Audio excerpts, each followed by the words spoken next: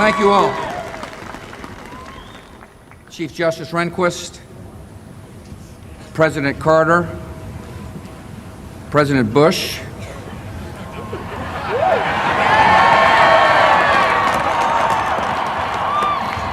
President Clinton, distinguished guests, and my fellow citizens. The peaceful transfer of authority is rare in history, yet common in our country. With a simple oath, we affirm old traditions and make new beginnings. As I begin, I thank President Clinton for his service to our nation.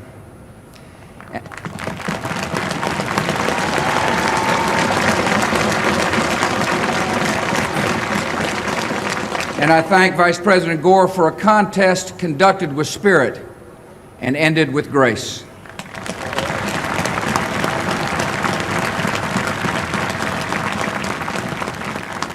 I am honored and humbled to stand here where so many of America's leaders have come before me, and so many will follow. We have a place, all of us, in a long story, a story we continue, but whose end we will not see. It is a story of a new world that became a friend and liberator of the old. The story of a slave-holding society that became a servant of freedom. The story of a power that went into the world to protect but not possess, to defend but not to conquer.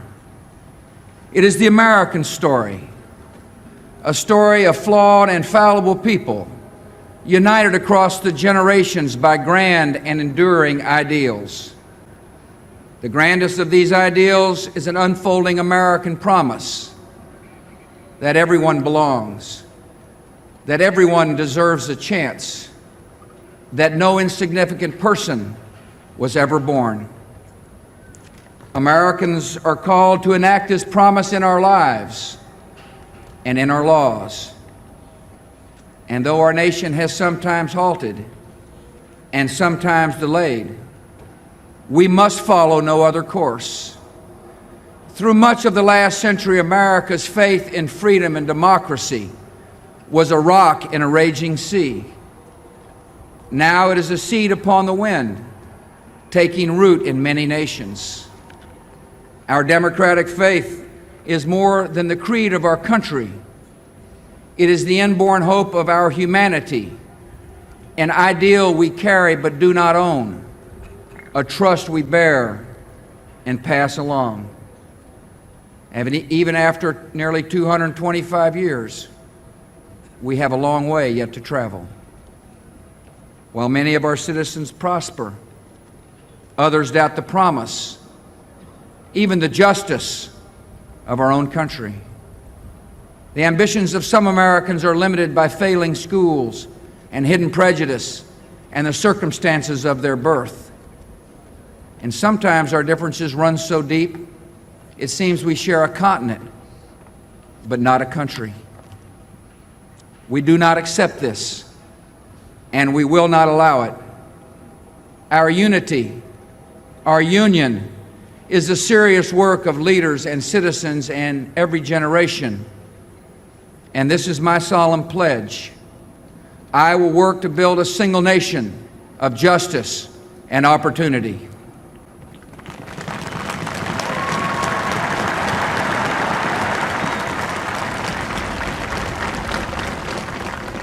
I know this was in our reach because we are guided by a power larger than ourselves, who creates us equal in His image. And we are confident in principles that unite and lead us onward. America has never been united by blood or birth or soil. We are bound by ideals that move us beyond our backgrounds, lift us above our interests, and teach us what it means to be citizens. Every child must be taught these principles. Every citizen must uphold them. And every immigrant, by embracing these ideals, makes our country more, not less, American. Today,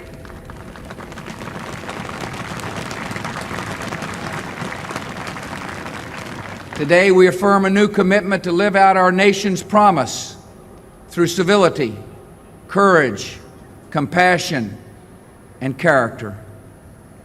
America at its best matches a commitment to principle with a concern for civility. A civil society demands from each of us goodwill and respect, fair dealing, and forgiveness. Some seem to believe that our politics can afford to be petty because in a time of peace the stakes of our debates appear small. But the stakes for America are never small.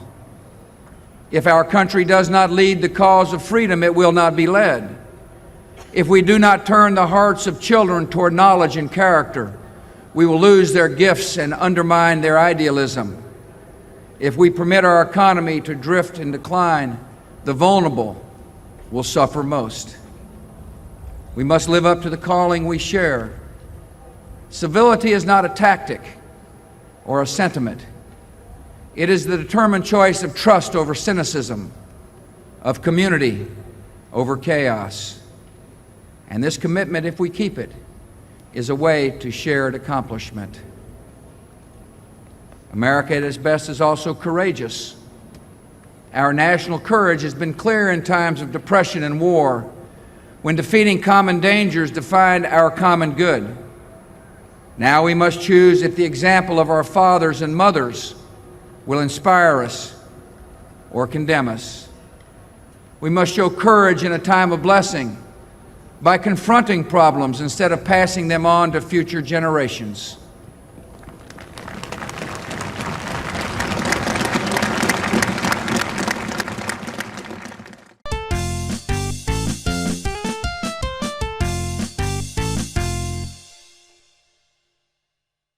Together we will reclaim America's schools before ignorance and apathy claim more young lives.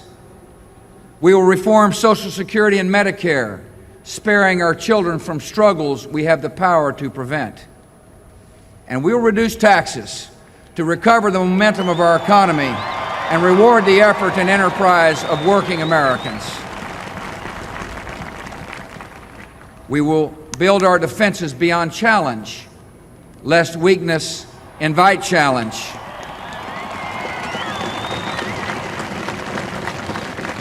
We will confront weapons of mass destruction so that a new century is spared new horrors. The enemies of liberty in our country should make no mistake. America remains engaged in the world by history and by choice, shaping a balance of power that favors freedom. We will defend our allies and our interests. We will show purpose without arrogance. We will meet aggression and bad faith with resolve and strength. And to all nations, we will speak for the values that gave our nation birth.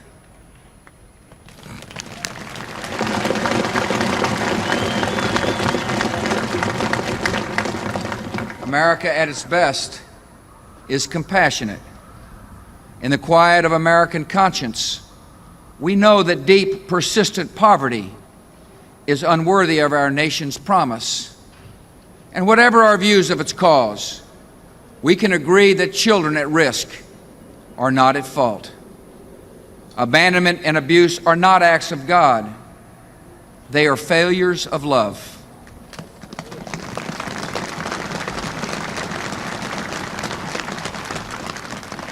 And the proliferation of prisons, however necessary, is no substitute for hope and order in our souls. Where there is suffering, there is duty. Americans in need are not strangers. They are citizens, not problems, but priorities. And all of us are diminished when any are hopeless.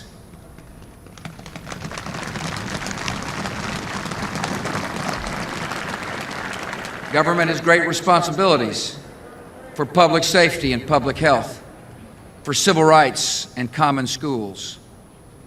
Yet compassion is the work of a nation, not just a government.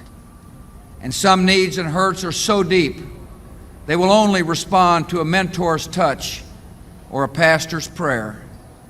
Church and charity synagogue, and mosque lend our communities their humanity, and they will have an honored place in our plans and in our laws.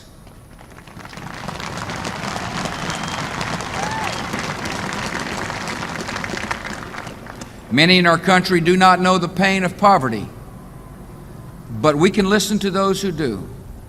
And I can pledge our nation to a goal. When we see that wounded traveler on the road to Jericho, we will not pass to the other side.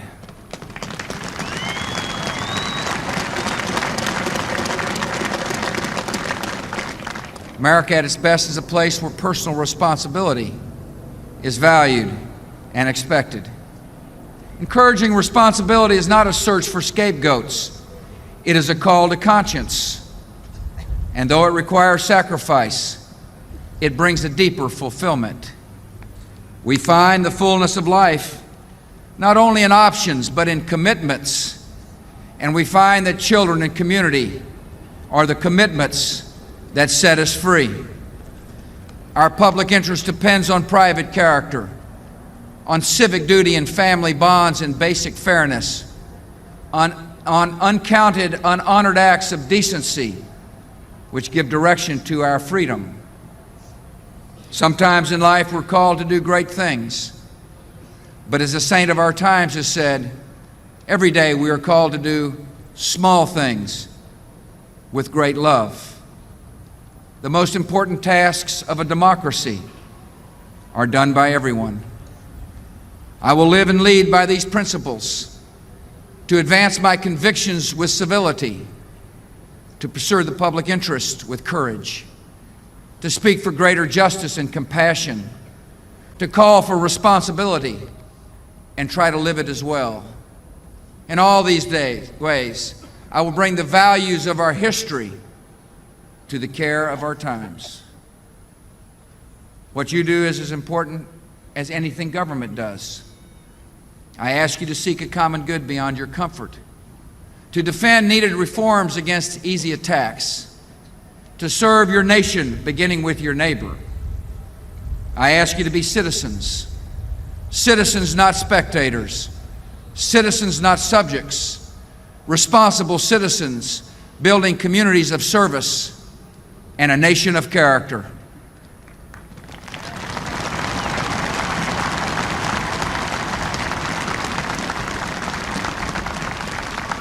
Americans are generous and strong and decent not because we believe in ourselves, but because we hold beliefs beyond ourselves. When this spirit of citizenship is missing, no government program can replace it. When this spirit is present, no wrong can stand against it.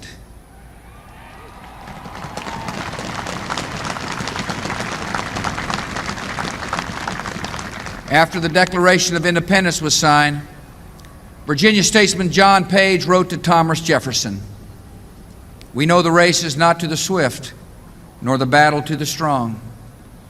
Do you not think an angel rides in the whirlwind and directs this storm?" Much time has passed since Jefferson arrived for his inauguration. The years and changes accumulate. But the themes of this day, he would know. Our nation's grand story of courage and its simple dream of dignity. We are not this story's author, who fills time and eternity with his purpose.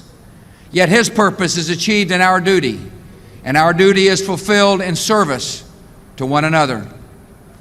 Never tiring, never yielding, never finishing, we renew that purpose today to make our country more just and generous, to affirm the dignity of our lives and every life. This work continues.